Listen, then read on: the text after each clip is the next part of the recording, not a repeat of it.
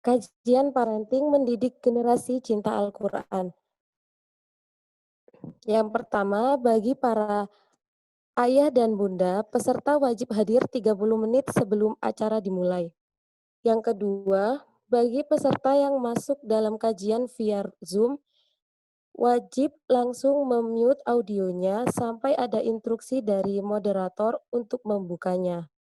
Dan pada saat materi berjalan, peserta tidak boleh mengaktifkan mute-nya. Selanjutnya, bagi seluruh peserta kajian parenting, wajib mengaktifkan fitur video sampai acara selesai. Yang keempat, jika ayah bunda sekalian ada yang ingin ditanyakan, bisa menggunakan fitur chat dalam Zoom aplikasi. Nanti akan direspon oleh moderator. Selanjutnya, seluruh peserta tidak boleh meninggalkan kelas Zoom kecuali ada instruksi dari moderator. Yang terakhir, seluruh bapak atau ibu peserta wajib mentaati dan mengikuti rules game yang telah dibuat dan disepakati bersama.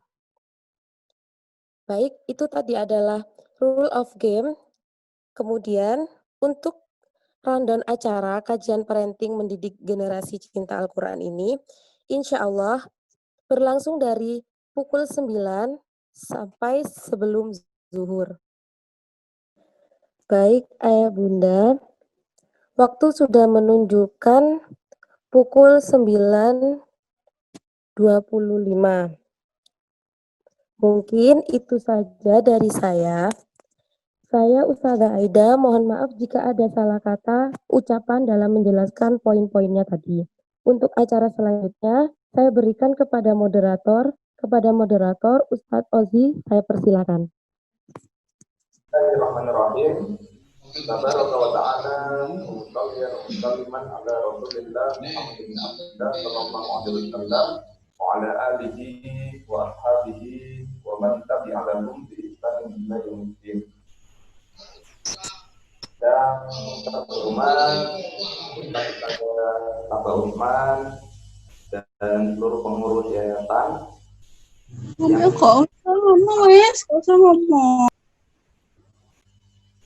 mohon semuanya memut ya, di mute. Bismillah. Alhamdulillahirabbil alamin.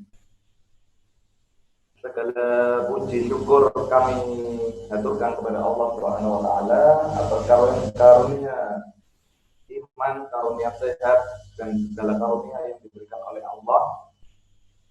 Kita bisa melaksanakan seminar parenting atau kajian parenting mendidik generasi cinta Al-Qur'an yang insya Allah akan berlangsung pada pagi hari ini hingga menjelang zuhur nanti. Bismillah. Dalam hadis Rasulullah, beliau menyampaikan bahwa menuntut ilmu itu wajib bagi seluruh umat Islam, mulai dari lahir hingga ke liang lahat. Nah, dari situ menuntut ilmu walau di era pandemi seperti ini masih ada media-media yang bisa kita manfaatkan sehingga kita tetap bisa melaksanakan tuntunan Rasulullah, yaitu menuntut ilmu dalam segala bidang. Dalam hal ini kita akan mengadakan kajian yang berhubungan dengan bagaimana cara mendidik putra-putri kita di era pandemi ini, yang mana era anak-anak lebih banyak di rumah. Nah, dengan lebih banyaknya anak-anak di rumah, orang tua harus dengan lebih banyak anak-anak di rumah, orang tua bisa menanamkan nilai-nilai cinta Al-Quran lebih intensif kepada putra-putrinya. Nah, tidak perlu berpanjang lebar. Acara kita pada pagi ini akan diberikan pengantar terlebih dahulu oleh Coach Ridwan Abadi sebagai pengurus Yayasan Usman, dan nanti akan dilanjutkan dengan materi dari Ustaz Uus Mauludin, materi inti yang kita nanti nantikan. Nah, tidak berpanjang lebar, kepada Coach Ridwan Abadi kami haturkan untuk menyampaikan pengantar mendidik generasi cinta Al-Quran. Dipersilakan. Oke, bismillahirrahmanirrahim. Assalamualaikum warahmatullahi wabarakatuh. Allahumma sholli ala Muhammad wa ali Muhammad. Rabitu billahi rabba wa bil islami dina wa bi Muhammadan nabiyya wa rasulah. Wa bi zikri ilma warzuqni fama amma ba'd. Alhamdulillah, bahagia bisa silaturahim lagi bersama dengan wali santri dan juga ayah bunda yang ada di seluruh Indonesia ini yang menyaksikan acara kita hari ini. Nah, semoga ini menjadi ikhtiar kita untuk terus menuntut ilmu, bagaimana kita bisa mendidik anak-anak kita. Karena sejatinya anak-anak kita ini adalah investasi kita jangka panjang, investasi kita masa depan.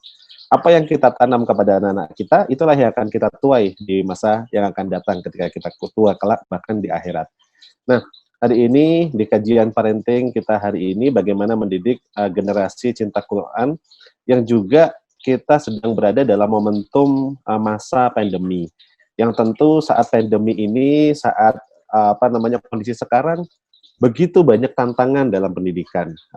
Ayah bunda hari ini mungkin sudah mulai sebagian bekerja, waktu untuk mendampingi Anda mungkin juga sudah terbatas. Di sisi lain, kalau kita punya anak 2-3, semuanya di sekolahnya ada tugas, ada Zoom, ada yang lainnya, dan itu luar biasa tantangannya sekarang.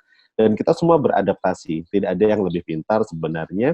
Kita semua beradaptasi bagaimana kita untuk mengoptimalkan kondisi seperti sekarang untuk kita tetap mendidik anak-anak kita menjadi generasi penerus yang terbaik. Nah, sehingga ikhtiar dari teman-teman dari Stabah Usman hari ini adalah mengadakan kuliah Zoom, atau ini kita buat dalam bentuk online yang biasanya kita selenggarakan setiap bulan dalam bentuk offline. Nah, hari ini kita selenggarakan dalam bentuk online. Tujuannya untuk apa? Bagaimana terus kita berikhtiar di dalam kondisi pandemi seperti sekarang, bagaimana kita mendidik anak-anak. Beberapa waktu lalu, salah satu dari pengurus dari Yayasan Usman juga, pengurus dari Stabah Usman yang di VBT, ada Bunda Yeni, beliau hari ini baru melahirkan, beberapa waktu lalu baru melahirkan anak ke-6, insya Allah kalau tidak salah.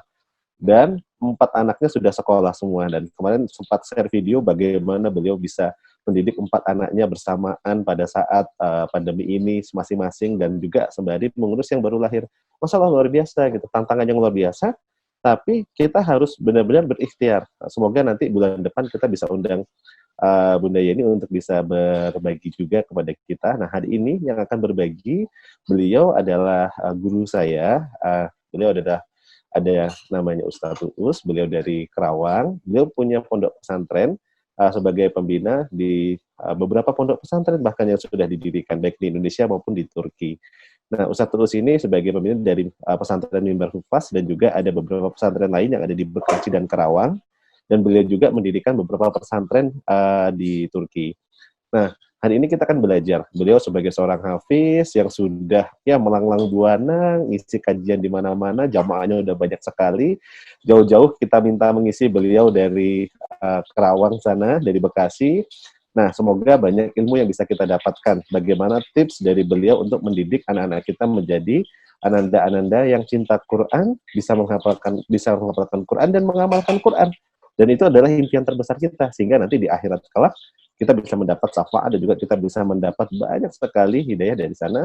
Dan salah satu karamah ketika anak-anak kita menjadi hafiz dan hafizah, ya kita bisa mendapat syafaatnya dan juga diberikan mahkota dan jubah kebesaran nanti di akhirat kelak. Semoga itu menjadi nilai investasi. Sehingga kalau sekarang kita berlelah-lelah belajar, kita berlelah-lelah untuk murojaah kepada anak kita berlelah-lelah setiap hari untuk mendampingi, semoga itu semua kita sebagai amal ibadah.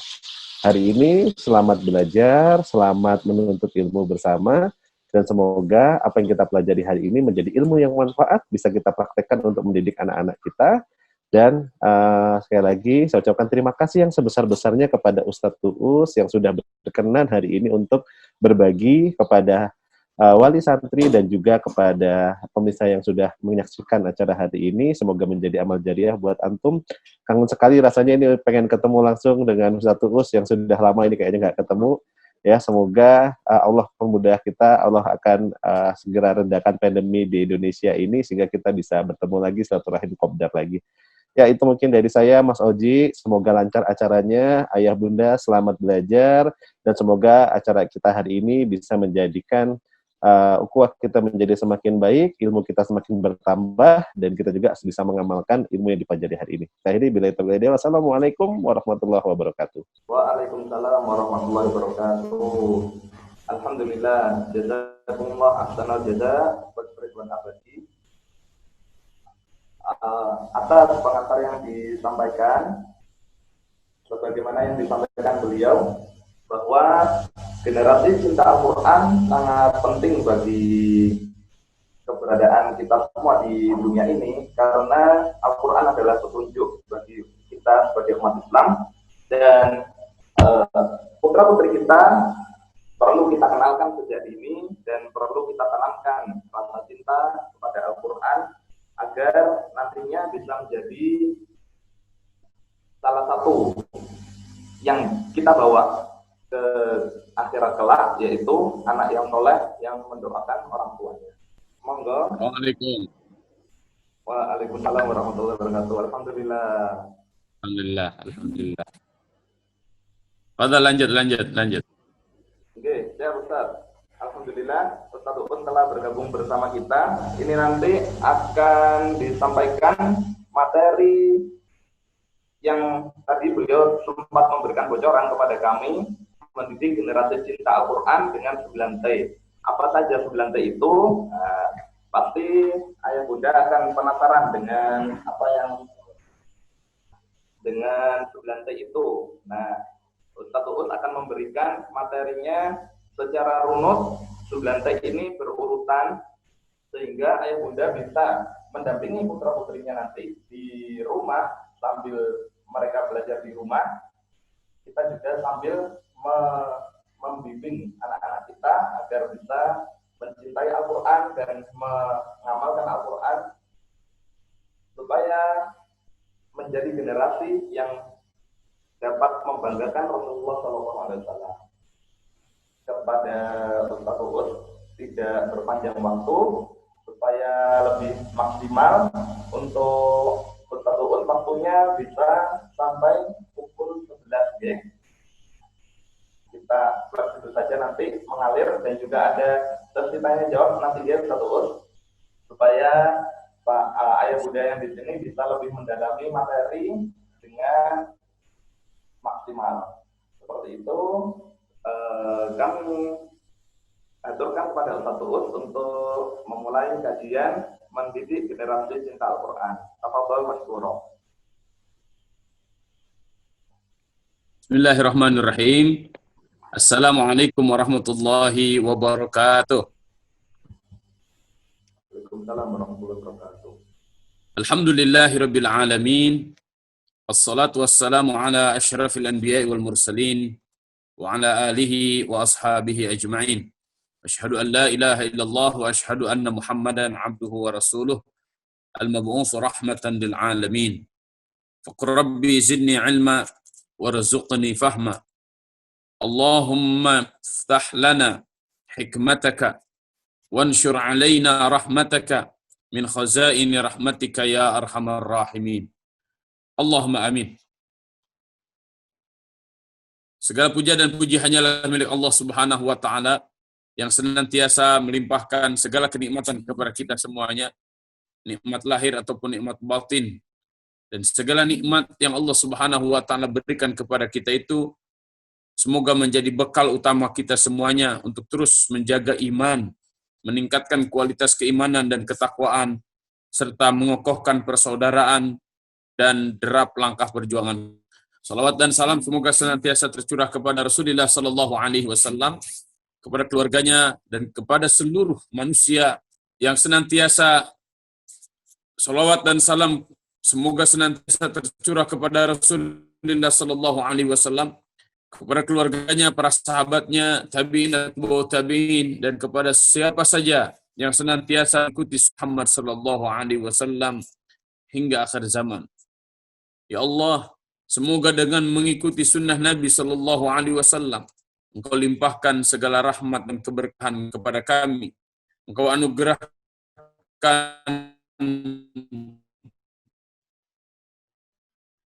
akhir hayat yang Rasulullah Sallallahu Alaihi Wasallam kelak di yaumil akhir, dan mendapatkan syafaatul uzma darinya. Allahumma amin. Hari ini sungguh sangat menjadikan diri saya bahagia karena bisa bersilaturahim dengan coach saya, Coach Ridwan Abadi, dan juga Bunda Ririn. Mereka adalah guru-guru hebat saya, mereka adalah coach saya, sedangkan saya sebenarnya masih dalam tahap belajar. Dan saya juga dipertemukan dengan para orang tua hebat. Saya lihat wajahnya masih sangat muda-muda, ya. Dan semoga ini menjadi silaturahim bagi kita semuanya yang akan semakin merekatkan kita dengan Al-Quran, mengokohkan tali persaudaraan kita semuanya, dan semoga Allah Subhanahu wa Ta'ala jadikan ini semuanya fasilitas penguat iman dan imun kita semuanya. Saya diamanahi untuk membahas mendidik generasi cinta Al-Quran. Tema ini sangat penting, tapi bagi saya sekaligus tema ini sangat berat, ya. Karena mendidik generasi, apalagi mendidik generasinya cinta Al-Quran, ini membutuhkan strategi, membutuhkan perencanaan, membutuhkan banyak hal, diantaranya kolaborasi antara bapak, ibu, ayah, bunda, kemudian guru, dan yang lain-lainnya. Maka izinkan saya untuk menunaikan perintah dari coach saya, guru saya. Semoga ini menjadi bekal bagi kita semuanya. Saya tadi mengirimkan materi inti yang akan saya bahas ke host, ya. Ada hal-hal yang sangat penting sebelum saya masuk ke materi-materi inti. Bahwa mendidik itu beda dengan mendadak. Didikan bukan dadakan. Karena didikan bukan dadakan, maka ini harus dikerjakan dengan penuh kesadaran, penuh perencanaan, terukur, dan juga terstruktur. Karena ketika mendidik itu mendadak, maka itu bukan didikan. Jika mendidik tidak dilakukan secara sadar, maka kita tidak akan pernah jelas mau seperti apa. Didikan harus terukur dan juga terstruktur agar memenuhi standar kebapan. Karena tidak mungkin anak bayi, anak balita, anak kecil dididik seperti orang-orang dewasa yang sudah setingkat S3 atau profesor. Maka oleh karena itu, mendidik harus kita sadar betul bahwa dalam mendidik bukan mendadak. Harus sadar dalam melakukannya, harus terukur, dan harus terstruktur. Mulai kapan kita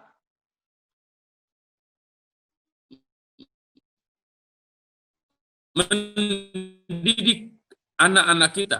Artinya, yang paling pertama kali harus dididik bukan anak kita, bukan orang lain. Akan tetapi yang pertama kali harus dididik adalah diri kita. Karena diri kita sebagai cetakannya, diri kita sebagai cerminnya. Kita adalah orang-orang yang akan melakukan itu. Saya teringat dengan keluarga Imran. Keluarga Imran ini keluarga yang disebutkan langsung di dalam Al-Quran, di dalam surat Ali Imran ayat 33. A'udzubillahi minasyaitonirrajim. Bismillahirrahmanirrahim. Inna Allah astafa Adama wa Nuhan wa ala Ibrahim wa ala Imran 'alal 'alamin. Sesungguhnya Allah telah memilih Adam, telah memilih Nuh, telah memilih keluarga Ibrahim dan keluarga Imran di seluruh penjuru bumi. Keluarga Nabi Adam dan Nabi Nuh ini wajar karena Nabi Adam dan Nabi Nuh wajar dipilih oleh Allah Subhanahu wa taala. Karena mereka adalah nabi. Keluarga Nabi Ibrahim sangat wajar dipilih karena memang keluarga para nabi. Sedangkan Imran bukan nabi, bukan rasul. Tapi Imran dipilih oleh Allah Subhanahu wa taala secara keluarga, bukan secara pribadi. Apa di antara hal yang menarik dari keluarga Imran?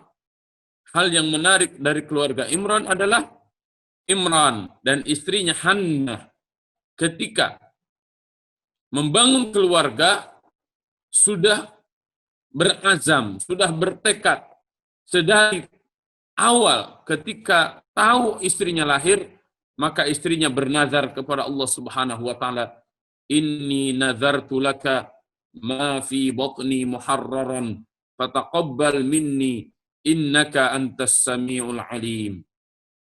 Inni nazartu laka, aku bernazar kepadamu ya Allah, ma fi batni, apa yang ada di perutku, maksudnya bayi yang sedang dikandung oleh beliau. Muharraran, muharraran itu manusia atau orang yang terbebas dengan berbagai macam kesibukan dunia.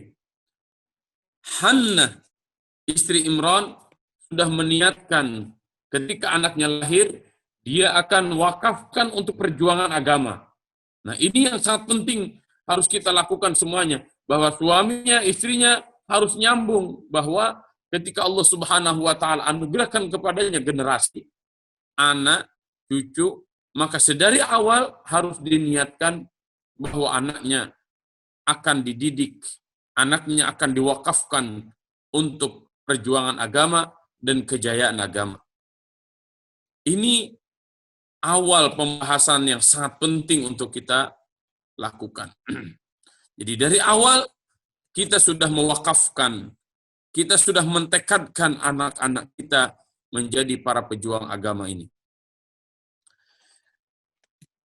Yang kedua adalah cinta Al-Quran. Kenapa harus dengan Al-Quran? Kenapa tidak dengan yang lain? Jika kita perhatikan dari sejarah,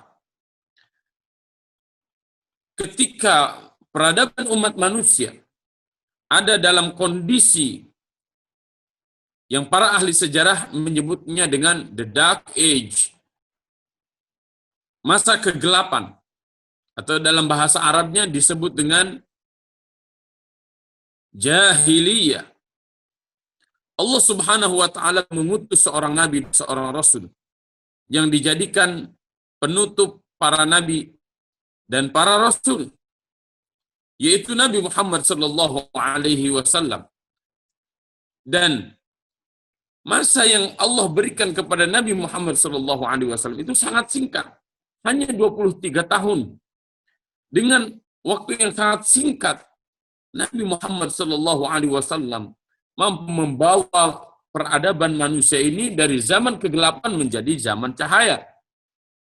Dari the Dark Age, dari masa gelap menjadi cahaya. Dengan apa itu? Dengan Al-Quran. Dalam surat Al-Anbiya, Allah Subhanahu wa ta'ala menggambarkan itu semuanya. Laqad anzalna ilaikum kitaban fihi dzikrukum afala ta'qilun. Sungguh kami telah turunkan satu kitab. Yang di dalam kitab itu ada zikir bagi kalian. Zikir, kata para ulama, dalam ayat tersebut maknanya minimal ada 3. Yang pertama adalah zikir ay mau'izatukum, nasihat bagi kalian. Yang kedua karamukum, kemuliaan bagi kalian. Yang ketiga izzatukum, kejayaan bagi kalian. Kita terkadang bingung bagaimana kita mendidik anak-anak kita. Maka alhamdulillah wa syukurillah, kita sebagai umat Islam diberikan panduan, diberikan pedoman yang absolut oleh Allah Subhanahu wa taala berupa Al-Qur'an dan sunnah Nabi sallallahu alaihi wasallam. Inilah yang menjadi kurikulum pendidikan peradaban gemilang. Bagaimana mungkin saya tidak mengatakan seperti itu? Hanya 23 tahun orang-orang Arab yang tadinya diberikan gelar jahiliyah menjadi orang-orang yang justru membangun peradaban barat dan timur dan seluruh penjuru dunia sehingga mereka ada pada tingkat kejayaannya. Dari mulai abad ke-6 atau katakanlah abad ke-7 sampai abad ke-19, 1924 tahun. Sungguh masa waktu yang sangat panjang. Dan ini tidak pernah kita dapatkan peradaban sepanjang ini dan sehebat ini. Hari ini, Al-Quran, alhamdulillah wa syukrulillah, masih ada di tengah-tengah kita semuanya. Hari ini, Al-Quran sangat mudah untuk kita baca, untuk kita fahami. Maka apa yang harus kita lakukan? Ya. Mendidik generasi cinta Al-Quran. Sekali lagi, saya ingin katakan, yang pertama kali dididik bukan anak kita. Tapi yang pertama kali dididik adalah saya sebagai seorang bapak. Saya sebagai seorang ibu. Saya sebagai seorang guru. Itu harus ditanamkan. Dan ini menjadi jalan hidup kita. Inilah di antara kabar berita, kabar gembira yang disampaikan oleh Nabi SAW. Khairukum man ta'allama al-Quran wa 'allamah. Sebaik-baik kalian adalah orang-orang yang belajar Al-Quran dan mengajarkan Al-Quran. Muridnya, gurunya, orang tuanya, manajemennya, ya sekolah tahfidz Utsmannya, semuanya dinilai oleh Nabi SAW dengan khairukum. Sebaik-baiknya kalian adalah orang-orang yang belajar Al-Quran dan mengajarkan Al-Quran Al-Karim. Saudara-saudaraku yang dirahmati Allah Subhanahu wa taala, hari ini menghafal Al-Quran itu bagaikan jamur yang sangat subur, di mana-mana semuanya menghafal Quran. Ini adalah amalan masykur. Ini adalah satu hal yang harus kita syukuri. Tapi kita harus jeli juga melihat fenomena ini. Kenapa? Karena bisa jadi ya, anak-anak menghafal Quran, kita menghafal Quran, tapi kita juga nggak ngerti apa maknanya. Maka ada hal-hal, tahapan-tahapan, runutan-runutan, atau kaitan-kaitan yang berkaitan dengan Al-Quran yang harus kita pahami. Saya merumuskan itu dengan pola 9T. Ya. Ini mungkin yang bertanya tentang slide, saya silahkan ditulis saja. Ya. Adapun nanti resumenya, nanti oleh moderator bisa diupload di kolom chat. Ya. 9T itu apa? Yang pertama adalah tashihun niyyah. Memperbaiki niat. Memperbaiki niat sangat penting karena segala sesuatu dalam Islam itu berkaitan dengan niat. Ada amalan kecil jika niatnya karena Allah bisa menjadi amalan besar. Ya, infak walaupun hanya kecil tapi Allah akan lipat gandakan minimal menjadi 700 kebaikan. Membaca Al-Qur'an satu huruf terlihatnya kecil, tapi ketika ikhlas, maka satu huruf yang dibaca itu akan melahirkan 10 kebaikan. Begitu banyak amalan-amalan kecil yang Allah Subhanahu wa taala lipat gandakan menjadi besar karena keikhlasan. Dan begitu banyak amalan-amalan besar karena dilakukan tidak ikhlas, maka amalan-amalan besar itu bisa jadi menjadi kecil, bahkan bisa jadi tidak ada nilainya di hadapan Allah Subhanahu wa taala. Kelak di yaumul hisab ada 3 kelompok manusia yang datang kepada Allah Subhanahu wa taala. 3 kelompok manusia ini adalah orang-orang hebat, orang-orang luar biasa. Yang pertama adalah orang-orang yang senantiasa berinteraksi dengan Al-Qur'an. Kemudian datang kepada Allah Subhanahu wa taala meminta pahalanya. Ya Allah, mana pahala bacaan Al-Qur'anku? Mana pahala interaksi aku dengan Al-Quran selama aku di dunia? Maka Allah Subhanahu wa Ta'ala menjawab, bukankah aku telah berikan pahala engkau membaca Al-Quran itu? Orang tersebut kaget, ya Allah, kok bisa engkau telah memberikan pahala kepadaku? Maka Allah Subhanahu wa Ta'ala menegaskan, bukankah engkau menghafal Al-Quran, membaca Al-Quran, menghafal Al-Quran, itu bukan karena aku, tapi engkau hanya ingin disebut sebagai seorang qari, sebagai seorang hafiz, pembaca Al-Quran, penghafal Al-Quran, maka aku telah jadikan engkau orang yang dikenal orang ketika dulu di dunia sebagai qari atau sebagai hafiz. Inilah yang Nabi SAW ingatkan kepada kita semuanya, kam min qari'in wal Qur'an yal'anuh. Begitu banyak para pembaca Al-Quran, begitu banyak para penghafal Al-Quran, akan tetapi Al-Quran justru melaknat dirinya. Wal'iyadzubillah, wal'iyadzubillah, kita berlindung kepada Allah Subhanahu wa Ta'ala dari niat yang tidak ikhlas, ya, dari niat yang buruk, dari niat yang rusak. Oleh karena itu, saya mengingatkan pada diri saya, mengingatkan kepada lembaga, mengingatkan kepada ibu dan bapak, agar yang pertama kali kita lakukan adalah perbaiki niat kita.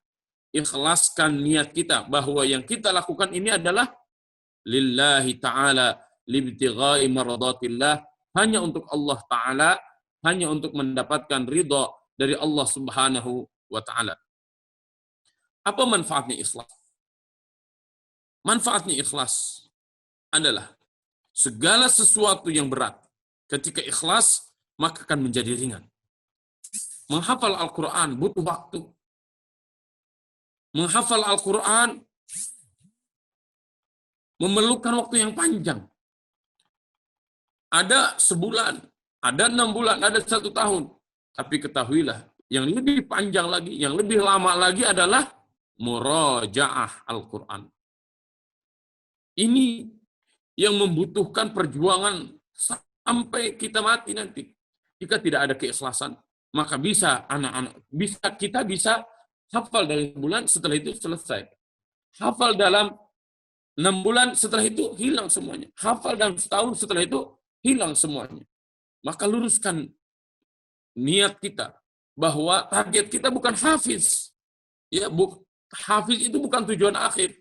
Tapi hafiz itu adalah tangga pertama agar kita semakin kokoh dengan Al-Quran Al-Karim. Yang sudah besar, ikhlaskan niat. Menghafal Quran bukan karena untuk mendapatkan beasiswa, ya, di sekolah-sekolah atau di kampus-kampus, atau karena ingin mendapatkan beasiswa ke luar negeri. Bukan karena itu, bukan.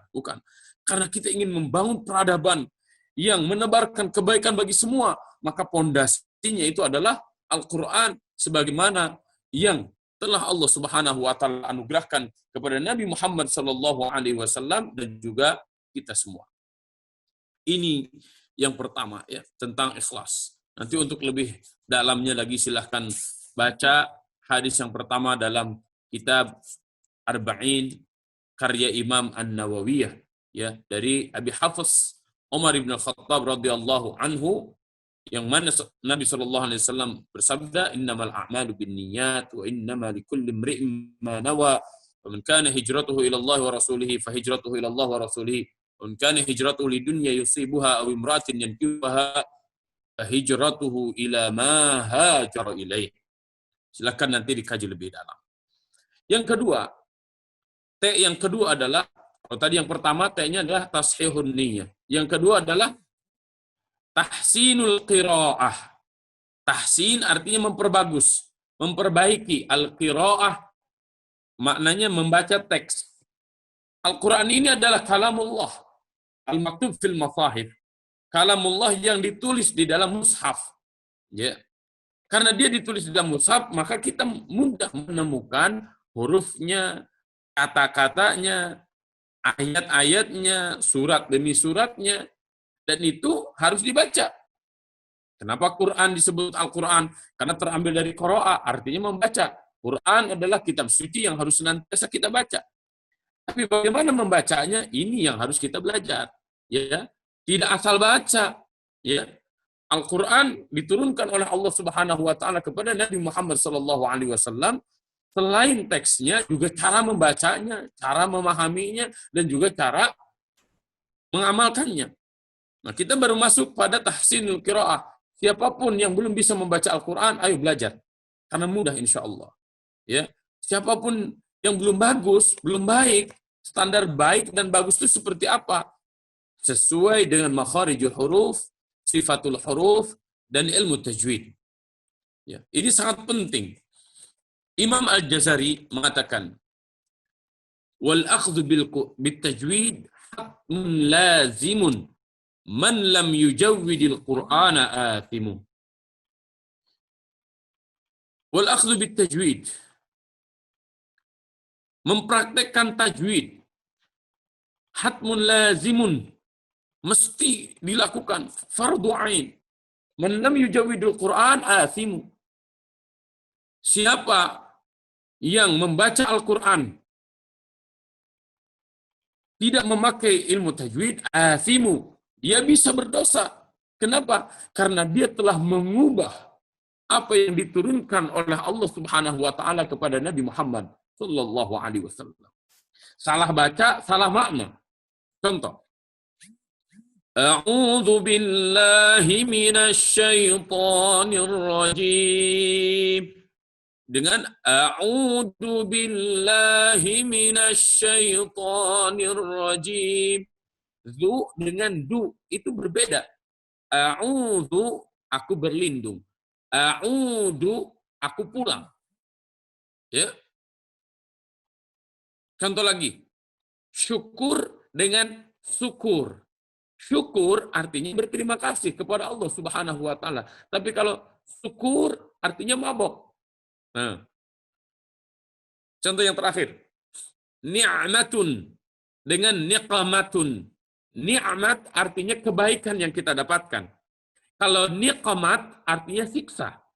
Ini bahasa Arab, uniknya bahasa Arab. Ya. Dan membaca Al-Quran tidak boleh dengan lahjah atau lahan selain Arab. Ya. Membaca Al-Quran dengan gaya bahasa Sunda. A'udzubillahi minasyaitonir rajim. Bismillahirrahmanirrahim. Itu nggak boleh kayak begitu. Kenapa? Iqra'ul Quran biluhunil Arab. Membaca Al-Quran harus dengan lahan Arab. Maka oleh karena itu, belajar dan mengajar Al-Quran itu tidak sembarangan. Dan ini sebagai bukti bahwa Al-Quran dijaga oleh Allah Subhanahu wa Ta'ala. Baik dari segi teks ataupun cara membaca dan cara memahaminya. Ya, ini nanti bisa dikaji lebih dalam. Ya, saya hanya ingin mengingatkan bahwa membaca Al-Quran dengan baik dan benar oleh setiap kita itu wajib hukumnya. Terlebih ayah, bunda, bapak, ibu, teman-teman sekalian yang ingin mengajarkan Al-Quran kepada siswa-siswinya, kepada para santrinya, maka yang harus pertama kali dibenahi bacaan Al-Qur'annya adalah Anda sebagai gurunya. Ya. Karena ketika Anda mengajarkan Al-Qur'an dengan cara baca yang salah, maka bukan amal jariyah yang sedang Anda bangun, akan tetapi salah jariyah. Ya. Bukan amal soleh jariyah, akan tetapi amal salah jariyah. Waliyahzubillah. Dan ini yang dimaksud oleh Nabi Shallallahu Alaihi Wasallam ketika membaca Al-Quran mendapatkan 10 kebaikan setiap hurufnya. Kenapa? Karena dia berusaha membaca Al-Qurannya dengan baik dan benar sesuai dengan hukum-hukum tajwid. Ustadz, kalau begitu saya nggak mau baca Quran saya takut dosa. Justru ketika Anda tidak mau membaca Al-Quran dan tidak mau belajar membaca Al-Quran dengan baik dan benar, dosanya dosa kuadrat. Ya, berbahagialah bagi mereka yang sudah bisa membaca Al-Quran karena ma'a kiramis safaratil bararah, ma'a safaratil kiramil bararah, bersama para malaikat hidupnya. Adapun yang masih terbata-bata membacanya, jangan bersedih, jangan berputus asa. Kita punya anak, kita punya cucu, ya, terus belajar Dan Nabi Shallallahu Alaihi Wasallam menegaskan 2 pahala bagi Anda. Pertama adalah karena Anda membaca Al-Quran terus-menerus, dan yang kedua, Anda sabar belajar agar kualitas bacaan Al-Quran Anda semakin baik dan semakin bagus. Ini pentingnya tahsinul qiraah. Yang ketiga adalah tarjamah. Menerjemahkan Al-Quran. Atau bacalah terjemah Al-Quran. Memang, menerjemah secara utuh itu tidak mungkin. Karena bahasa Arab itu kosakata aslinya ada 12 juta. Sedangkan bahasa Indonesia hanya 100.000. Tidak mungkin yang 100.000 itu sepadan dengan 12 juta. Atau sebaliknya, yang 12 juta tidak mungkin sepadan dengan 100.000. Tapi minimal kita membaca terjemahan yang telah diberikan oleh Kementerian Agama bagi kita. Apa tujuannya, apa targetnya? Agar ayat-ayat yang kita baca, kita bisa mengerti. Ya, agar ayat-ayat yang kita baca di dalam mushaf Al-Quran, kita paham, oh ini gambarannya begini. Ya, ini pun kepada anak-anak juga sama sebenarnya. Anak-anak akan semakin semangat mereka menghafal Al-Quran ketika mereka tahu gambaran umumnya itu apa. Ya, Qul huwallahu ahad. Diartikan, katakanlah Allah itu esa. Ya. Terus gitu. Apalagi nanti banyak di dalam Al-Quran itu, 2/3 Al-Quran itu ada cerita.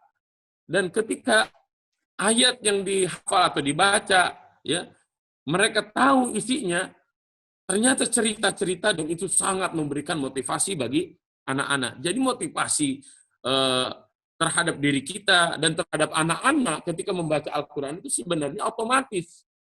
Karena di dalam ayat-ayat Al-Quran itu mengandung ayat-ayat motivasi, ya, peringatan, dan berbagai macam hal. Nah, itu jika kita mengerti artinya. Jadi, saya mendorong kepada semua pihak agar ketika membaca Al-Quran, atau ketika mau menghafal Al-Quran, jangan dulu lakukan itu. Ya. Tapi, perlahan saja. Baca terjemahnya, nikmati terjemahnya, gitu ya. Nah, ini akan semakin mengokohkan kita atau meningkatkan kecintaan kita terhadap Al-Quran, karena kita tahu, kan ada istilah, tak kenal maka tak sayang, tak tahu maka kenalan, gitu ya. Kita mungkin tidak terdorong, anak-anak kita tidak terdorong dengan Al-Quran, ya karena mereka tidak tahu apa sih ini maksudnya, apa sih ini maknanya, apa sih ini kandungannya. Ketika mereka tahu, karena terjemahannya tahu, maka nyambunglah dengan alam berpikir mereka. Apalagi nanti kalau dijelaskan kepada anak-anak kita dengan gaya penjelasan atau dengan seperti pendongeng gitu. Jadi anak-anak sangat tertarik dengan apa yang ada di dalam Al-Quran. Minimal mereka sangat termotivasi dengan cerita-cerita yang sedang kita ceritakan kepada mereka, sehingga mereka bersemangat terus bersama Al-Quran. Ini yang ketiga, terjemah. Yang keempat, yaitu tilawah dan tadabbur. Apa bedanya tilawah dan apa bedanya tilawah dengan qiraah? Kalau qiraah itu hanya membaca saja, membaca teks saja. Kalau tilawah itu dan tadabbur, itu ketika kita membaca, ya, maka jangan dilewatkan lintasan-lintasan pikiran atau kesan-kesan yang ada di ayat tersebut, bahkan di kata tersebut, bahkan di huruf tersebut. Contoh, ketika kita membaca A'udzu billahi minasyaitonir rajim. Bismillahirrahmanirrahim. Kan itu kita sudah hafal betul dua kalimat itu, 2 ayat itu. Ya. Kita sudah tahu terjemahnya. A'udzu billahi minasyaitonir rajim. Aku berlindung kepada Allah dari setan yang dirajam. Bismillahirrahmanirrahim. Dengan menyebut nama Allah yang Maha Pengasih, Maha Penyayang. Dah selesai. Tapi jika pembacaan kita dinaikkan dengan tilawah dan tadabbur, maka kita akan banyak hal kita dapatkan. Walaupun pada huruf. Contoh, A'udzubillah, aku berlindung kepada Allah. Di situ diartikan kepada. Tapi bismillahirrahmanirrahim diartikan dengan menyebut nama Allah. Hurufnya sama, bi. Tapi kenapa terjemahnya berbeda? Ya. Nah, ini di sini kita perlu mentadabbur. Satu huruf saja jika kita bedah, jika kita kupas, akan mendatangkan ribuan hikmah. Dan inilah semakin rekatnya kita dengan Al-Quran. Semakin rindunya kita untuk mendapatkan inspirasi-inspirasi dari Al-Quran dan petunjuk-petunjuk dari Al-Quran. Maka biasakanlah tilawah dan tadabbur bukan hanya sebatas membaca, menerjemahkan. Ya, berulang-ulang kita tanya, apa hikmah di balik huruf ini? Apa maksud di balik kata ini? Pelajaran apa yang kita bisa ambil dari rangkaian ayat ini, dari surat ini? Terus itu bertanya-tanya. Itu di antara teknik paling mudah untuk melakukan tilawah dan tadabbur. Yang kelima, baru kita masuk pada menghafal. Ya, baru kita masuk pada menghafal. Jangan langsung menghafal. Kamu harus hafal sekian. Wah, nanti kalau seperti itu, menghafal itu akan menjadi aktivitas yang sangat membosankan. Menghafal akan menjadi hal yang sangat berat. Ya, apalagi memurojaahnya, menghafalnya saja sudah sangat berat. Kenapa? Karena belum ada jembatan antara kita dengan Al-Quran. Belum ada jembatan jiwa antara kita dengan Al-Quran. Maka bangun dulu jembatannya, baru kita bisa nyebrang. Ya, jangan langsung disuruh nyebrang, sedangkan jembatannya belum ada. Nah, jembatan-jembatan itu apa? Tadi memperbaiki niat, ya, tashihun niyah, kemudian tahsinul qiraah, kemudian tarjamah, kemudian tilawah dan tadabbur. Baru yang kelima adalah tahfiz. Ya. Jadi tahfiz itu dalam kajian saya itu ada pada tahapan yang kelima. Yang keenam apa? Yang keenam adalah tafsir. Nah, tafsir ini sudah sangat banyak karya-karya para ulama. Minimal lah tafsir yang kita miliki, minimal tafsir Imam Ibnu Katsir rahimahullahu taala.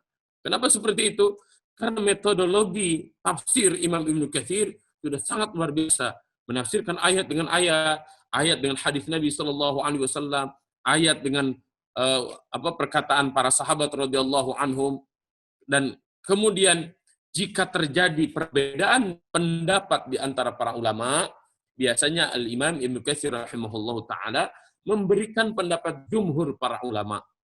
Ya, sehingga kita orang-orang awam dengan sangat mudah, oh ini pendapat mayoritas para ulama. Gitu ya.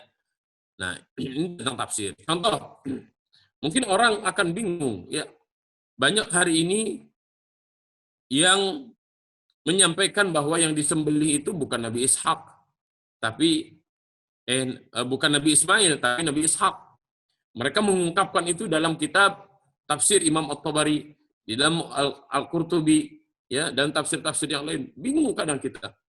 Tapi ketika kita membaca tafsir-tafsirnya secara utuh, maka akan jelas, oh ternyata pendapat yang mengatakan bahwa yang disembelih atau dikurbankan itu Ishak, itu mayoritas pendapat ahli kitab, ya. Dan mereka menutup rapat betul tentang kehadirannya Nabi Ismail, karena dari Nabi Ismail nanti lahir Nabi Muhammad sallallahu alaihi wasallam. Jumhur para ulama mengatakan apa? Imam Ibnu Katsir rahimahullah membantu kita untuk menemukan pendapat para ulama yang masyhur, yang mayoritas, yaitu Nabi Ismail alaihi salam. Nah, ini contoh-contoh tafsir yang kita akan sangat terbantu dengan penjelasan para ulama di dalam tafsir-tafsir mereka. Sehingga kita semakin paham mendalam terhadap ayat atau surat yang sedang kita hafal, atau kita berinteraksi dengan ayat dan surat tersebut. Kemudian yang keenam, yang ketujuh sekarang adalah tatbiq. Tatbiq itu yang ketujuh. Tatbiq artinya melaksanakan, mempraktekkan. Karena Al-Quran bukan hanya untuk dibaca. Al-Quran bukan hanya untuk diterjemahkan. Al-Quran bukan hanya untuk difahami. Al-Quran bukan hanya untuk dihafal. Akan tetapi Al-Quran harus dijelmakan. Harus dipraktikkan. Karena keindahan Al-Quran itu bukan hanya sebatas di mulut. Akan tetapi keindahan Al-Quran harus terjelma dalam kehidupan. Maka setiap kita memiliki misi, bagaimana agar ayat-ayat Al-Quran yang Allah Subhanahu wa Ta'ala anugerahkan kepada kita itu menjadi darah daging kita, menjadi darah daging anak-anak kita, sehingga semua kita mencerminkan indahnya Islam. Aisyah radhiyallahu anha min ummahatil mu'minin, ketika ditanya seperti apa akhlak Nabi Shallallahu Alaihi Wasallam, maka beliau mengatakan khuluquhul Quran, akhlaknya adalah Al-Quran Al-Karim. Kita pun jangan sampai terus mengejar-ngejar berapa hafalan anak-anak kita. Kamu kakak sudah berapa hafalannya? Kamu adik, kamu berapa banyak hafalannya? Sedangkan akhlaknya tidak diperhatikan. Sedangkan adabnya tidak diperhatikan. Ini jangan sampai seperti dari itu, agar Al-Quran mendaging pada kita. Sehingga kita semuanya menjadi ayah yang berjalan di antara manusia. Sebagaimana yang dikatakan oleh Allah Subhanahu wa Ta'ala, "Aw kana man ta'nahu ta'ala yamshi bihi finnas nuran." Karena beliau adalah representasi dari Al-Quran itu sendiri. Yang selanjutnya adalah tabligh. Yang ke-8. Tabligh itu maksudnya adalah menyampaikan. Menyampaikan kepada siapa? Kepada siapa saja. Ya. Guru menyampaikan kepada murid. Suami menyampaikan kepada istri.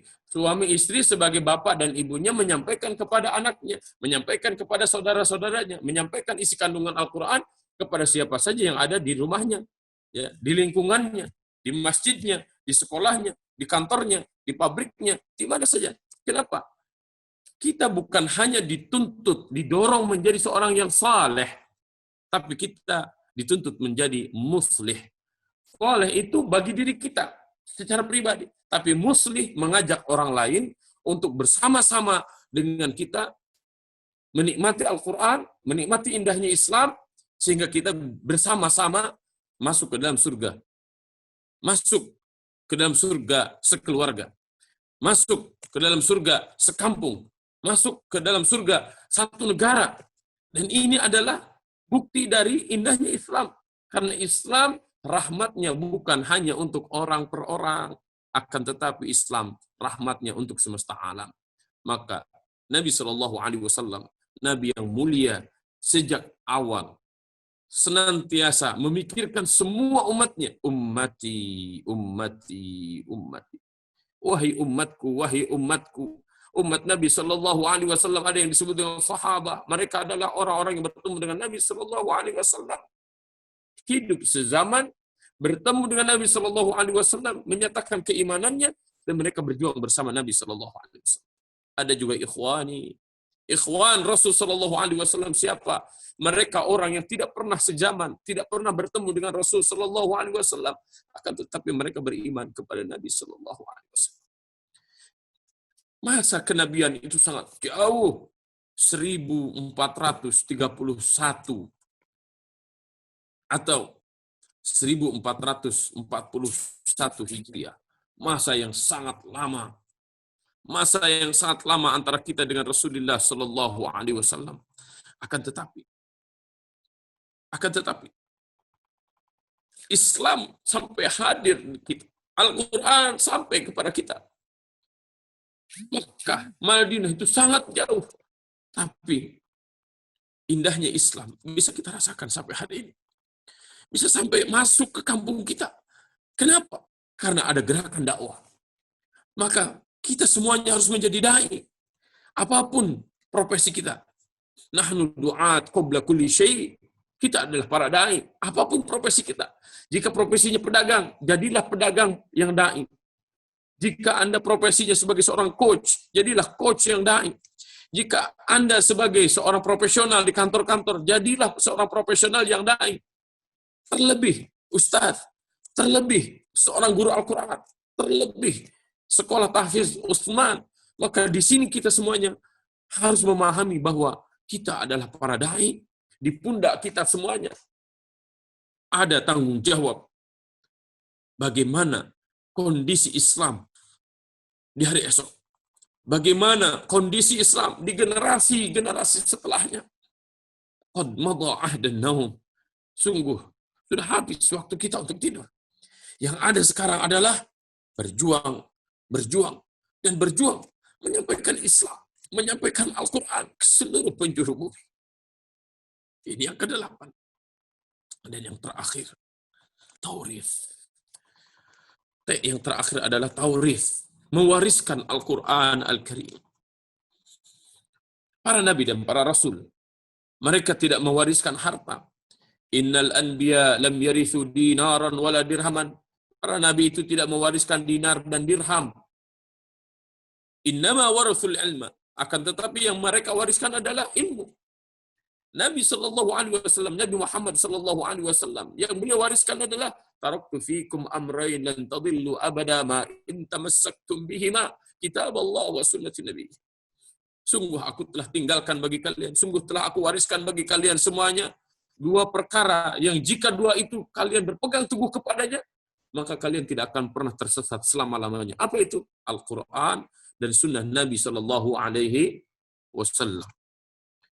Kita para ayah, kita para orang tua yang Allah anugerahkan kepada kita semuanya keturunan, anak dan cucu, maka ketahuilah mereka adalah amanah-amanah berat yang Allah berikan kepada kita karena kita memintanya.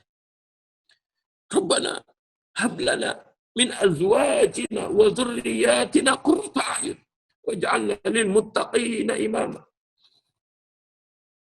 Wajar jika ada orang tua yang bangga anaknya bisa sekolah ke luar negeri, bisa sekolah kemana-mana, dapat beasiswa kemana-mana. Wajar. Tapi saya ingin beri kabar, saya ingin membisikkan kepada hati Anda, apa manfaatnya anak yang bergelar profesor doktor itu jika membaca Al-Fatihah saja tidak bisa? Apa manfaatnya jika anak yang bergelar profesor doktor itu, lulusan luar negeri itu, mengucapkan Allahu Akbar saja tidak bangga? Ketika kita mati nanti, ketahuilah hanya 3 hal yang akan mengikuti kita ke liang lahat, menghantarkan kita semuanya. 3 hal itu apa? Yang pertama adalah istri, anak, saudara-saudara, sanak famili kita semuanya. Yang kedua harta kita. Kita akan dihantarkan oleh mobil yang kita miliki. Ya. Yang ketiga adalah amal. Yang pertama dan yang kedua itu, ketika kita sudah dikubur, mereka akan kembali ke rumah dan akan memulai kehidupan baru tanpa kita. Kita sudah ada di alam kubur. Hanya sendiri di dalam kubur. Siapa yang akan menemani kita? Wallahi, ketika kita semuanya bersama Al-Quran, sepanjang hayat kita, maka Al-Quran akan menjadi teman setia ketika kita hidup. Al-Quran akan menjadi teman setia ketika kita mati. Dan Al-Quran akan menjadi teman setia ketika kita dihisab, yaumul hisab kelak. Ikhwani azakumullah. Saudara-saudaraku yang dirahmati Allah Subhanahu wa taala. Seandainya kita tidak bersama Al-Quran di dunia, di dalam kubur kita akan dengan siapa? Akan dengan ulat. Akan dengan cacing tanah. Akan dengan siapa? Tapi ketika kita dengan Al-Quran, sepanjang hidup kita dengan Al-Quran, maka Al-Quran akan menjadi petunjuk dalam kehidupan kita. Insya Allah akan berkah. Insya Allah akan mulia. Insya Allah akan terhormat. Insya Allah akan berjaya. Sebagaimana dulu orang-orang Arab dikenal dengan jahiliyah. Mereka menjadi pemimpin peradaban dari abad ke-6 Masehi sampai abad ke-19 Masehi. Dahsyat luar biasa. Tim Wallace Murphy sampai mengatakan, ketika bertanya, what Islam did for us? Apa sumbangsi Islam kepada kami, bangsa Eropa, bangsa Amerika? Akhirnya dia melakukan sebuah penelitian yang mengatakan, ternyata Renaissance, masa keemasan yang hari ini Barat dapatkan tidak mungkin terjadi jika orang-orang Eropa dan orang-orang Amerika itu tidak berguru kepada orang-orang Islam. Dikatakan secara jujur oleh the first scientist of English, orang yang mendapatkan gelar the first scientist of English, yaitu Admiral Bath. Ternyata dia yang membawa sains ke Barat. Kala itu Barat tidak mengetahui peradaban modern. Admiral Bath yang menerjemahkan buku-buku dari bahasa Arab, hasil karya para ulama, menjadi buku-buku yang bisa dinikmati oleh Eropa dan Amerika. Kita memiliki universitas-universitas sejak abad ke-8. Sedangkan Oxford University, Harvard University, baru kemarin saja. Artinya, kenapa umat Islam bisa maju semaju-majunya? Karena mereka berpegang teguh kepada Al-Quran dan Sunnah Nabi Sallallahu Alaihi Wasallam. Jika kita ingin membangun Indonesia ini, peradaban sukses berkah. Jika kita ingin menjadikan negeri ini baldatun thayyibatun wa rabbun ghafur, maka jangan pernah meremehkan langkah-langkah kecil. Apa langkah-langkah kecil itu? Tanamkan pada diri kita bahwa kita ingin menjadi rijalul Quran. Kita ingin menjadi orang-orang yang terus kokoh dengan Al-Quran dan Sunnah. Kita wujudkan itu semuanya dalam keluarga kita. Menjadi keluarga-keluarga yang cinta Al-Quran. Kita wujudkan itu semuanya dengan lembaga-lembaga yang kita dirikan. Alhamdulillah wa syukrulillah. Sekolah tahfiz Utsman sudah berdiri. Saya sangat ingat betul dengan nama Utsman. Karena daulah Utsman, khilafah Turki Utsmani, disebut dengan Utsmani, lahir dari seorang ulama pejuang. Lahir dari seorang mujahid yang sangat luar biasa, yang sampai hari ini orang mengenangnya. Saya pun menyarankan untuk seluruh orang tua yang anaknya masuk ke sekolah tahfiz Utsman untuk menonton film Ertugrul dan juga Utsman, ya, kemudian Mehmetik dan Sultan Hamid, agar sejarah nama Utsman selain sahabat Nabi Shallallahu Alaihi Wasallam itu tercermin juga dalam abad-abad kejayaan kaum muslimin, ya, yang hari ini runtuh sampai hari ini belum bangkit lagi sejak tahun 1924. Maka saya sangat berharap kepada seluruh bapak-bapak, ibu-ibu, mari kita maksimalkan lembaga ini, ya, sekolah tahfiz Utsman.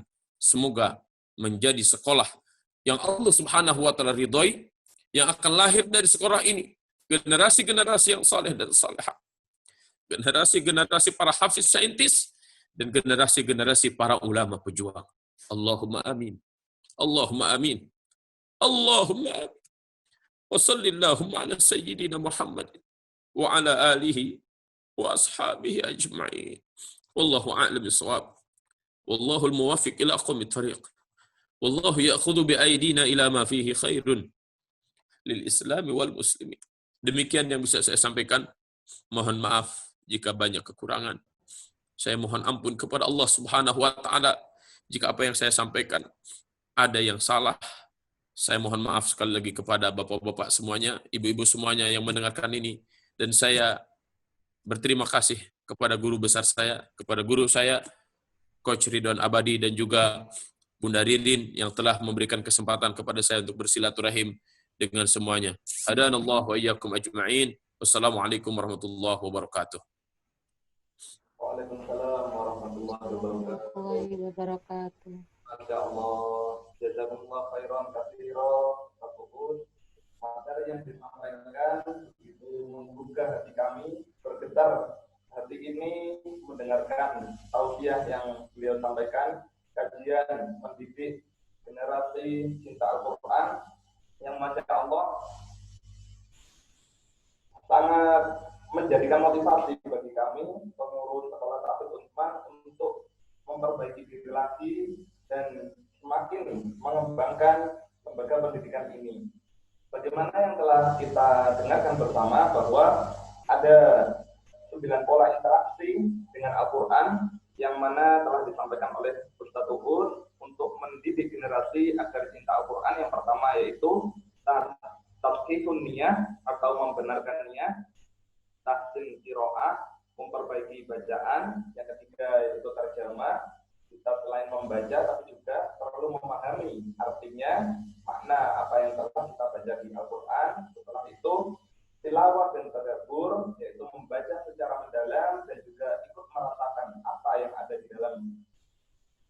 ma'rifah atau makna yang ada di dalam Al-Quran yang kita baca.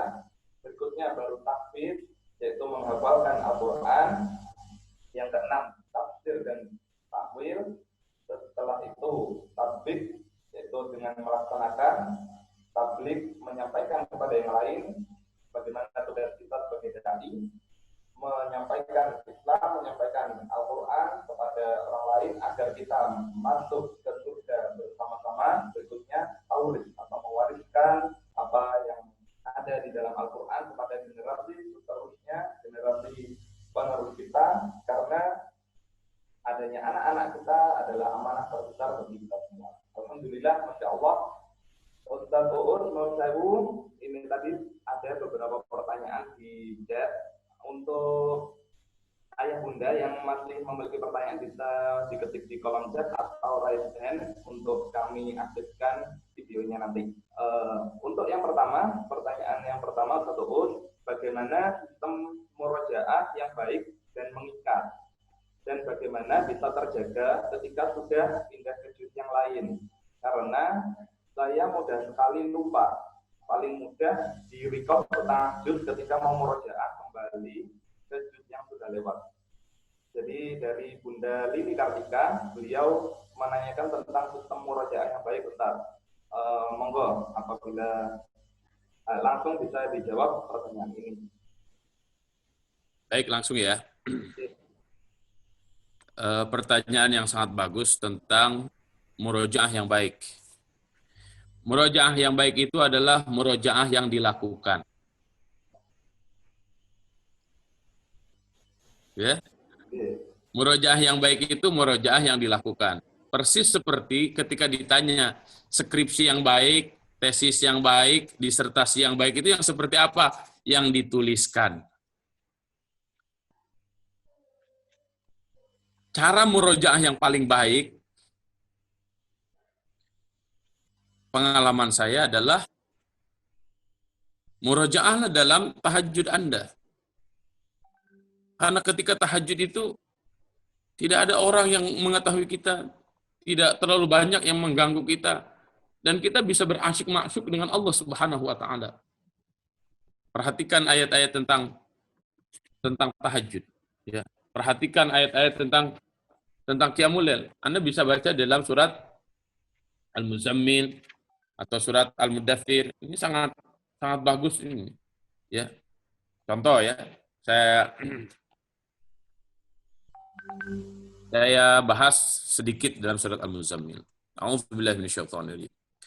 Ya ayyuhal muzammil, qumil laila illa qalila, nisfahu aw yunqus minhu qalila, aw zid 'alaihi wa rattil qur'ana tartila, inna sanulqi 'alaika qawlan thaqila. Inna nashi'atal laili hiya ashaddu wat'aw wa aqwamu qila. Ya.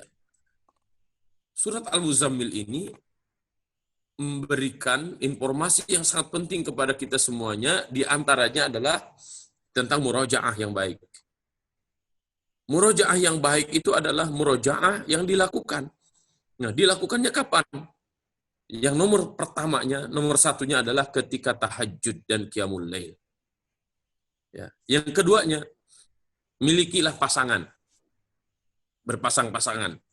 Suami dengan istrinya, bapak dengan anaknya, atau kakak dengan adiknya, ya. Ini bisa bergantian terus. Nah, masalah kita sekarang adalah bukan tidak bisa murojaah, tapi egonya terlalu tinggi. Oh, nanti kalau saya nyetor ke istri saya ketahuan kualitas saya, gitu. Oh, nanti kalau saya sebagai bapak nyetor ke anak saya ketahuan saya belum hafal Quran. Padahal nggak usah malu. Toh nanti di akhirat juga kita akan ketahuan juga seperti apa. Ya. Nah, yang ketiga, ini yang paling mengikat ini. Yang paling mengikat adalah milikilah seorang guru. Milikilah seorang guru.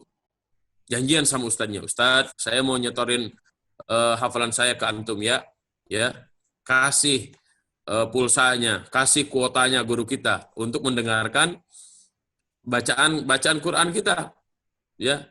Dan terus minta ke guru kita agar terus meminta kita.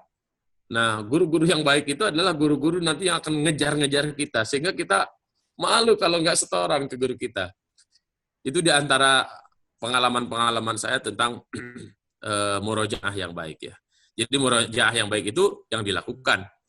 Caranya tahajud, caranya saling menyetor baik dengan istri, dengan anak, atau dengan teman, atau dengan siapa. Nah, yang ketiga yang paling penting ini, yang ketiga adalah milikilah guru Al-Quran yang akan terus membimbing dan memantau Al-Quran kita. Wallahu a'lam bishawab. Masya Allah. Ya, insya Allah sudah menjawab ya Bunda Lili. Luar biasa pemaparan dari Pak Turbus. Lanjut ke pertanyaan berikutnya, Ustaz. Ada yang minta saran untuk pondok putri di daerah Bandung. Kira-kira Pak Turbus ada masukan apa buatan? Wah, kalau pondok ya, masalah pondok di daerah Bandung saya kurang paham. Mungkin bisa dicari di teman-teman yang lain. Ada teman-teman saya juga yang mendirikan pondok Al-Quran di Bandung, tapi tingkatnya tingkat dewasa, anak-anak yang sudah dewasa. Pasca aliyah atau pasca SMA. Kalau untuk SMP atau SMA yang fokus dengan Al-Quran, saya belum tahu banyak. Mudah-mudahan nanti mungkin dari teman-teman yang lain bisa sharing informasi ya. Wallahu a'lam bishawab. Ya. Untuk Bunda yang ingin memondokkan putrinya bisa juga nanti di Karawang, di tempatnya Pak Turbus. Nah, pertanyaan berikutnya dari Bunda Yolita Febri. Untuk tahapan 9T itu, yang tahapan 1 sampai 4, apakah memungkinkan diaplikasikan kepada balita? Jadi, sepengetahuan beliau, Bunda Febri, anak-anak kan masih bisa mendengar saja. Jadi, untuk tahapan 1 sampai 4, kira-kira sudah bisa diterapkan ke balita, atau mungkin yang bisa diterapkan mulai sejak ini, yang mana dulu, Mas? Ya. Apakah 9T ini bisa diterapkan kepada balita? Jangankan balita, anak yang masih dalam kandungan juga bisa. Tapi yang melakukannya adalah ibunya. Maka tadi di awal saya menyampaikan bahwa mendidik itu atau didikan itu bukan dadakan.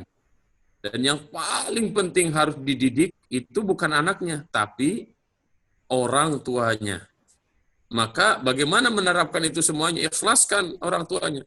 Bahwa kita sangat ingin menghadirkan anak-anak yang hebat. Dan itu membutuhkan kesabaran. Ya, lakukan terus. Bagaimana untuk tilawah Al-Qur'annya untuk anak-anak balita? Kita perdengarkan suara kita. Bagaimana untuk menghafalnya? Saya anak 5. Alhamdulillah. Anak saya baru 5. Dan semua terus kita bimbing, terus kita didik. Bahkan anak yang kelima ini sangat jarang kita langsung gitu. Tapi kok tahu-tahu hafal, tahu-tahu kok hafal gitu. Kenapa seperti itu? Karena di rumah kita kondisikan agar yang didengar terus-menerus adalah Al-Quran. Karena ketika anak-anak melihat, anak-anak mendengar, itu cara paling efektif untuk anak-anak. Atau biasa orang menyebutnya dengan mirroring, copy paste. Ya, gampangannya beginilah. Loh, kenapa tahu-tahu anak-anak kita hafal lagu Balonku Ada 5? Siapa yang ngajarin? Karena sangat sering mendengar, sangat sering orang melihat sangat sering melihat orang menyanyikan lagu itu, akhirnya dia juga bisa juga. Hampir sama dengan Al-Quran sebenarnya. Ketika kita sebagai orang tuanya fokus ya dengan pengajaran Al-Quran dan menumbuhkan nuansa Al-Quran di rumah kita, pagi-pagi sudah kita perdengarkan, kemudian televisinya kita ganti semuanya dengan Al-Quran. Apalagi sekarang sangat mudah untuk menyetingnya itu ya. Semua rekaman-rekaman Al-Quran kita tinggal masukkan ke TV kita atau ke smart TV kita, sehingga di rumah walaupun ada TV, isinya sudah kita setting semua. Dan itu untuk menghidupkan nuansa Al-Quran di kita. Dan saya sangat menyarankan, ya, terutama kepada bapak-bapak dan ibu-ibu, milikilah waktu untuk mengumpulkan anak-anaknya. Untuk apa? untuk memberikan contoh kepada anak-anaknya bagaimana sih sebenarnya meluangkan waktu untuk Al-Quran. Jangan nunggu waktu luang untuk Al-Quran. Aduh, saya nggak punya waktu nih. Nah, itu bahaya. Sekali lagi saya ingin ulang, jangan nunggu waktu luang. Tapi bersama Al-Quran itu harus meluangkan waktu. Ya. Dan yang terakhir, sabar. Sabar. Sabar. Dengan kesabaran itu insya Allah, niat kita akan dimudahkan oleh Allah sampai akhir anak-anak kita menjadi generasi-generasi Al-Quran. Saya ingin mengingatkan juga, belum tentu anak yang hafal Quran itu menjadi generasi Al-Quran. Ya. Saya sudah hampir 13 tahun mendirikan pondok pesantren Al-Quran, baik di Bekasi ataupun di Karawang. Ada anak yang sudah khatam 30 juz, ya, tapi sekarang kondisinya sangat mengkhawatirkan, sangat menyedihkan. Kenapa? Karena tidak dikondisikan oleh orang tuanya. Orang tuanya tidak sabar, ya, mendengarkan murojaah anaknya. Orang tuanya tidak sabar membersamai anaknya, sehingga timbul di otak anak, loh, kenapa harus saya doang yang hafal Quran? Bapak saya nggak pernah baca Quran, ibu saya nggak pernah baca Quran. Lahir kecemburuan sosial. Karena memang menghafal itu aktivitas yang sangat berat. Tapi ketika semuanya menghidupkan nuansa Al-Quran di rumah, insya Allah. Jangankan orang dewasa, orang balita, bahkan jangankan orang balita yang masih ada dalam rahim seorang ibu pun, dia akan mengerti bahwa dirinya sudah dikondisikan untuk hidup bersama Al-Quranul Karim. Wallahu a'lam. Masya Allah. Siap. Kita sebagai pengurus sekolah takfid juga harus menerapkan hal itu juga, kita. Jadi Ya, betul. tidak hanya mengajar, tapi kita juga mempraktekkan sehingga anak-anak Ya, betul. mentoring yang paling besar kan kepada orang tua, setelah itu kepada gurunya di sekolah. Seperti itu, gitu. Nah, betul. Ya. Saya tadi mau ngomong itu, cuma nggak tega. Pertanyaan berikutnya dari wali murid kami, bundanya Mas Fahmi. Mas Fahmi ini alhamdulillah salah satu murid yang cepat hafalannya, karena di rumah Masya Allah, barakallahu fiik. orang tuanya mendampingi secara penuh bundanya. Nah, barakallah. Nah, beliau menanyakan terkait dengan pendidikan Al-Quran kepada anak-anak, apakah sebelum kita talqin, sebelum dengan metode talaqi bacaan dengan yang surah baru, apakah perlu dijelaskan isi kandungannya dulu, Ustaz? Jadi kan tadi tahapan 9T terjemah terlebih dahulu. Nah, sebelum tahfidz, sebelum dikenalkan bacaan surah baru, apakah harus disampaikan kandungan ayatnya terlebih dahulu? Ya. Nah, ini saya tidak akan langsung jawab itu ya. Tapi saya ingin mengingatkan kepada semua bahwa ilmu storytelling bagi para guru, bagi orang tua, ilmu yang sangat penting. Ya, sekali lagi saya ulang, ilmu storytelling bagi para guru, bagi orang tua, itu adalah ilmu yang sangat penting. Ilmu bercerita, ilmu berkisah, ilmu bertutur, itu sangat penting. Memahamkan isi kandungan Al-Quran ya kepada anak-anak, ketika orang tuanya sudah sangat terbiasa storytelling, itu akan menjadikan berinteraksi dengan Al-Quran itu menyenangkan, cheerful, itu membahagiakan semua orang. Nah, sekarang kita dapatkan kondisi di lapangan itu seperti ini. Para orang tua hari ini ya tidak membekali dirinya dengan kemampuan storytelling. Bahkan mayoritas sekarang kemampuan verbalnya itu sangat-sangat terbatas karena kita dinina bobokkan hanya dengan ngetik di handphone. Jadi tidak terbiasa untuk menjelaskan berbagai macam hal dengan secara verbal. Nah, ke anak-anak saya sangat menyarankan sih sebenarnya staba atau sekolah tahfiz Utsman ini selalu mengadakan ketika awal tahun pelajaran baru mengadakan training storytelling. Kalau guru-gurunya itu menjadi skill yang wajib dimiliki. Nah, kepada orang tuanya adakan training kemampuan storytelling untuk orang tua. Manfaatnya untuk apa? Nanti untuk membantu guru-guru, jadi di sekolah, kemudian di rumah, dua-duanya sama.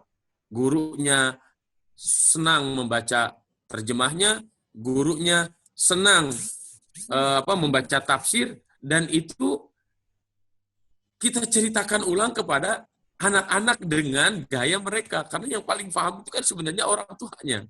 Yang paling paham itu gurunya, karena dia terus-menerus ada di situ. Ya. Apalagi sekarang banyak buku-buku kecil yang tentang Al-Quran, gitu, tentang ilmuwan-ilmuwan, tentang para ulama tafsir. Banyak buku-buku kecil, buku-buku tipis yang bisa dijadikan panduan oleh kita sebagai orang tua ketika kita bercerita dengan anak-anak. Ada juga sekarang games yang sangat bagus, judulnya The Golden Age Game. The Golden Age Game itu game yang sangat-sangat bagus menurut saya. Karena mengajarkan banyak hal. Ya, selain ayat-ayat Allah, selain mengajarkan ayat-ayat Allah yang ada di dalam Al-Quran, tapi juga plus sains dan peradaban. Nah, ini sangat sangat bagus. Nanti saya akan fotokan, saya akan kirim ke host ya, contoh itunya, contoh gamenya seperti apa. Jadi ada dua hal yang sangat penting. Yang pertama adalah trainingkan skill storytelling.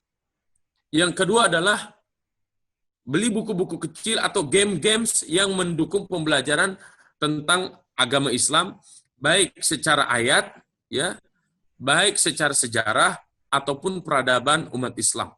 Sehingga mereka terus ketemunya Al-Quran lagi, Al-Quran lagi, Al-Quran lagi, Al-Quran lagi, tapi dengan gaya-gaya yang berbeda sehingga tidak menjadikan bosan. Kurang lebih seperti itu, wallahu a'lam. Masya Allah. Ya Ustaz. Semoga tidak semakin pusing ya. Ini justru ada yang lebih semakin melek katanya Ustaz jadi alhamdulillah jadi melek maksul Ustaz katanya. Nah, ada pertanyaan satu lagi, pertanyaan terakhir dari Bunda Yorita Febri, beliau yang tadi juga bertanya untuk gambaran daily activity Ustaz. Jadi kegiatan berkumpul orang tua dengan anak itu yang terkait dengan menghidupkan nuansa Al-Quran di keluarga, berapa kali sehari misalnya, jam berapa yang bagus, gitu. Monggo, Ustaz. Ya, untuk daily activity di keluarga, sebenarnya kan itu beragam. Bagi saya, anak-anak saya kan nggak ada yang sekolah. Jadi, saya bertemu dengan anak-anak itu 24 jam. Maka saya atur dari sebelum subuh sampai jam 9 malam ngapain aja tuh. Tapi kan tidak semua orang hidup seperti saya. Yang saya nggak pernah kemana-mana. Ya saya aktivitasnya di rumah aja terus. Bersama istri aja terus. Makanya anak saya banyak. Kemudian saya bisa puas mendampingi anak-anak dari bayi sampai mereka dewasa, sampai mereka balik. Dan saya menjadikan setiap jam-jamnya itu memang pertemuan dengan anak-anak. Ada yang secara khusus, ada saya main dengan anak-anak, saya juga melakukan penelitian ringan dengan anak-anak, belajar presentasi, belajar nulis, belajar menganalisa, belajar membaca buku yang cepat, segala macam. Nah, ini tergantung kondisi keluarganya. Ya, dan saya kan tidak bisa memaksakan, antum harus seperti anak, nggak bisa kan? Nah, tapi yang sangat penting itu begini. Sebagai orang tua, maka jangan saling mengandalkan. Oh, pokoknya Abi mah fokus aja nyari duit. Rugi Anda. Umi yang ngajarin anak-anak. Rugi Anda. Ya, udah ayah mah fokus aja nyari duit. Ibu yang ngedidik anak. Rugi Anda. Kenapa rugi? Ya, karena tidak akan terbangun antara Anda dengan anak Anda, jiwa Qur'annya tidak akan ketemu chemistry-nya. Ya. Jadi chemistry-nya itu nggak akan ketemu. Anda tidak mengerti kesulitan apa yang dihadapi oleh anak-anak. Nah, ketika kita masuk ke dunia anak, sedang membaca, sedang menghafal, sedang mengkaji, ya, sedang mentadabburi segala macam, kita masuk bersama mereka, itu akan menjadi satu tim yang sangat solid. Persis seperti tim sepak bola gitu tuh. Ada yang lari sana, lari sini, ngatur sana, ngatur sini. Kita sebagai seorang bapak kan, bapak itu kalau saya biasa mengibaratkan, bapak jika dikatakan rumahku sekolahku, maka bapak itu kepala sekolah, ibu itu sebagai wali kelas, gitu. Jadi dua-duanya harus berperan aktif di dalam mendidik anak-anak. Bagaimana dengan suami-suami yang full kerja, ya, yang full kerja? Saya ingin menyarankan kepada suami-suami yang full kerja, di tengah kesibukan Anda, sempatkanlah waktu. Ya, dalam 24 jam itu sempatkan waktu 1 jam saja untuk duduk bersama anak Anda, atau nelpon anak Anda, atau video call anak Anda, kakak, teteh, mas, AA, gimana Al-Qur'annya? Coba ayah pengen dengar dong. Kan bisa sambil istirahat di kerjaan, ya kan? Bisa sambil istirahat. Atau kakak, teteh, ayah pengen dengerin bacaan Qur'annya dong. Coba di voice note dong.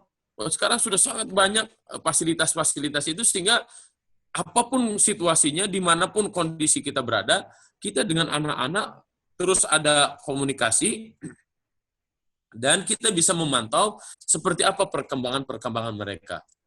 Gitu ya. Dan ini adalah peluang bagi seorang ayah dan bagi seorang ibu. Nanti di akhirat, kenapa kita para ayah mendapatkan mahkota dari surga dan jubah yang sangat luar biasa indahnya? Jawaban dari Allah apa? Jawabannya adalah li'akhri waladikumal Qur'an. Li'akhri waladikumal Qur'an maksudnya adalah karena engkau telah memfasilitasi anakmu untuk bersama Al-Qur'an.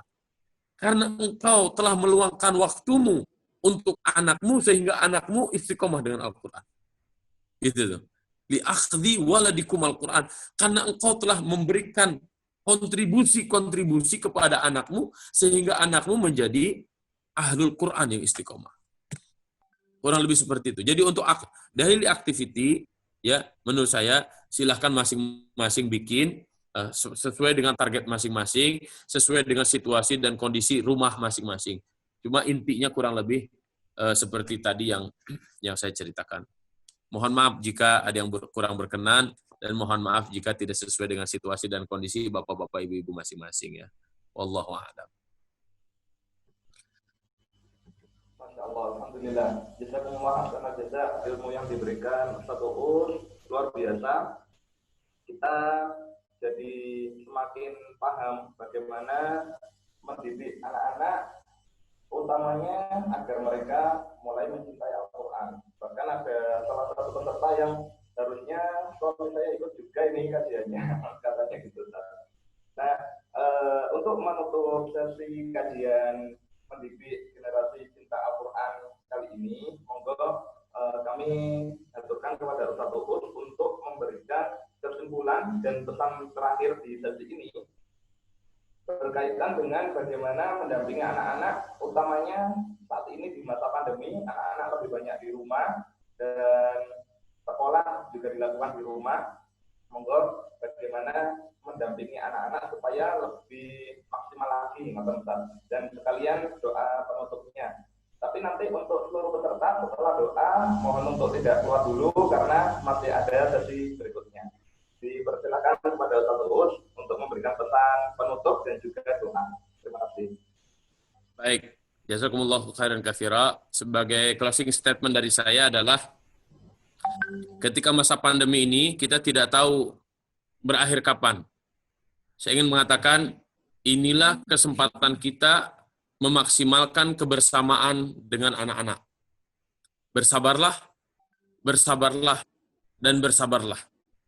Karena kebersamaan kita dengan anak-anak tidak akan sepanjang hayat kita. Maka karena kita sedang bersama anak-anak, tanamkan kebaikan-kebaikan kepada anak-anak kita semuanya. Semoga Allah Subhanahu wa taala menjadikan kita semuanya ahlul Quran, keluarga kita menjadi keluarga Al-Quran. Saya ingin mengakhiri ini dengan bermunajat kepada Allah Subhanahu wa taala. A'udzubillahi minasyaitonirrajim. Bismillahirrahmanirrahim. Allahumma lakal hamdu wa lakal syukru wa ilaikal mushtaka wa bikal musta'an la hawla wa la quwwata illa billahil aliyyil azim. Rabbana zalamna anfusana wa illam taghfir lana wa tarhamna lanakunanna minal khasirin. Rabbi ighfir li wa liwalidayya warhamhuma kama rabbayana shighara. Allahumma ighfir lil mu'minina wal mu'minat wal muslimina wal muslimat al ahya'i minhum wal amwat innaka sami'un qaribun mujibu da'wat. Allahumma inna nas'aluka ridhaka wal jannah wa na'udzu bika min sakhatika wan nar. Allahumma inna ala dzikrika wa syukrika wa husni ibadatik. Allahumma ij'alna min ahli al-khair wa la taj'alna min ahli ad-dhair. Allahumma ij'alna min ahli al-Qur'an. Allahumma ij'alna min ahli al-Qur'an. Allahumma ij'alna min ahli al-Qur'an wa la taj'alna min ahli at-tughyan. Allahumma inna nas'aluka al-khaira fil umuri kulliha wa ajirna min khizyi ad-dunya wa 'adzabil akhirah. Rabbi habli minas salihin. Rabbi habli minas salihin. Rabbi ij'alni muqimas shalah wa min dhurriyyati rabbana wa taqabbal du'a. Allahumma hdina wahdi bina wahdin nas jami'a waj'alna sababan liman ihtada. Rabbana la tuzigh qulubana ba'da idh hadaitana wa hab lana min ladunka rahmah innaka antal wahhab. Rabbana hab lana min azwajina wa dhurriyyatina qurrata a'yun waj'alna lil muttaqina imama. Rabbana atina fid dunya hasanah wa fil akhirati hasanah wa qina adzaban nar. Subhana rabbika rabbil izzati amma yasifun wa salamun alal mursalin walhamdulillahi rabbil alamin. Allahumma amin wa sallallahu ala sayyidina Muhammadin wa ala alihi wa ashabihi ajma'in. Allahu a'lam bisawab. Wal 'afu minkum. Wassalamu alaikum warahmatullahi wabarakatuh. Waalaikumsalam warahmatullahi wabarakatuh. Jazakallah khair. Wa iya. Saya mohon pamit ya Bunda ya. Ya, Salam Ustaz. buat Salam buat abadi. Umi Nanin. Ye. Allah barakallahu fiik. Barakallahu fiik.